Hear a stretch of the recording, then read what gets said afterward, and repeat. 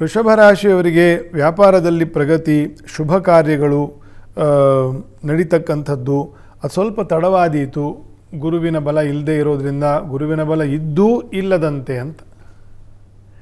ವೃಷಭ ರಾಶಿಯವರಿಗೆ ಇರೋಷ್ಟು ಗೋಚಾರದಲ್ಲಿ ಈ ವರ್ಷ ಬೇರೆ ಯಾರಿಗೂ ಇಲ್ಲ. ಕೇಂದ್ರದಲ್ಲಿ ರಾಹು, ಏಕಾದಶದಲ್ಲಿ ಶನಿ, ಶುಕ್ರ ಸ್ವಕ್ಷೇತ್ರಕ್ಕೆ ಬರ್ತಾನೆ. ವ್ಯಯದಲ್ಲಿ ಈಗ ಸ್ವಕ್ಷೇತ್ರಕ್ಕೆ ಶುಕ್ರ ಬರ್ತಾನೆ. ಕುಜನು ಚತುರ್ಥ ಕೇಂದ್ರದಲ್ಲಿ, ಕೇತುವು ಕೇಂದ್ರದಲ್ಲಿ, ದ್ವಿತೀಯದಲ್ಲಿ ಗುರು. ನಿಮ್ಮನ್ನು ಯಾರು ಹಿಡಿಯೋದು? ಸಂಪದ್ಭರಿತರು ವೃಷಭ ರಾಶಿಯವರು. ಆಗಲಿ, ಎಲ್ಲರಿಗೂ ಒಂದೊಂದು ಕಾಲ, ಅದೇ ಕಾಲದ ಧರ್ಮ ಅನ್ನೋದು.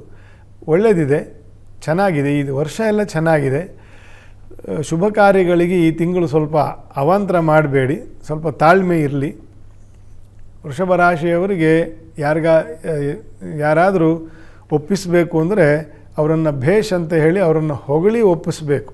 ಅವರನ್ನು ನೇರ ಹೇಳಿದ್ರೆ ಒಪ್ಪಲ್ಲ. ಅವರು ಸ್ವಲ್ಪ ಮೊಂಡುತನ ಜಾಸ್ತಿ, ಹಾಗಾಗಿ ತಾಳ್ಮೆನೂ ಕಡಿಮೆ. ಯಾರು ಮೊಂಡರಿರ್ತಾರೆ ಅವ್ರಿಗೆ ತಾಳ್ಮೆಯಲ್ಲೂ ಕಡಿಮೆ ಇರುತ್ತೆ.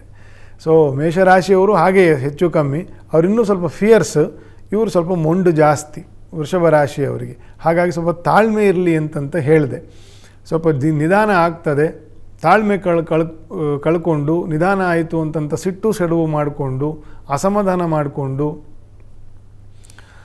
ಸ್ತ್ರೀಯರಿಂದ ಸ್ವಲ್ಪ ದೋಷಗಳು ಬರಲಿಕ್ಕೆ ಸಾಧ್ಯತೆ ಇದೆ ಜೂನ್ ತಿಂಗಳಲ್ಲಿ. ತಾಯೋ, ಹೆಂಡತಿಯೋ, ತಂಗಿಯೋ, ಅಕ್ಕನೋ, ಬಾಸೋ, ಯಾರ ಹತ್ರನೂ ಜಗಳ ಕದನ ಮಾಡ್ಕೊಳ್ಳೋದು. ಸೊ ಈ ಥರದ್ದೆಲ್ಲ ಅವಾಯ್ಡ್ ಮಾಡ್ಕೊಳ್ಳಿ. ಸ್ವಲ್ಪ ತಾಳ್ಮೆಯಿಂದ ಮುಂದೆ ಹೋದರೆ ಈ ತಿಂಗಳು ತುಂಬ ಚೆನ್ನಾಗಿ ನಡೀತದೆ. ವೃಷಭ ರಾಶಿಯವರಿಗೆ ಅಧಿಕಾರ ಪ್ರಾಪ್ತಿ ಯೋಗವೂ ಕೂಡ ಇದೆ. ನಿಮ್ಮ ಪ್ರಯತ್ನಕ್ಕೆ ಚೆನ್ನಾಗಿ ನಡೀತದೆ. ವೃಷಭ ರಾಶಿಯವರಿಗೆ ರಾಹು ಮತ್ತು ಕೇತುಗಳ ದೋಷ ಇರೋದಿಲ್ಲ, ಹೇಳಿದ್ದೀನಾಗಲೇ.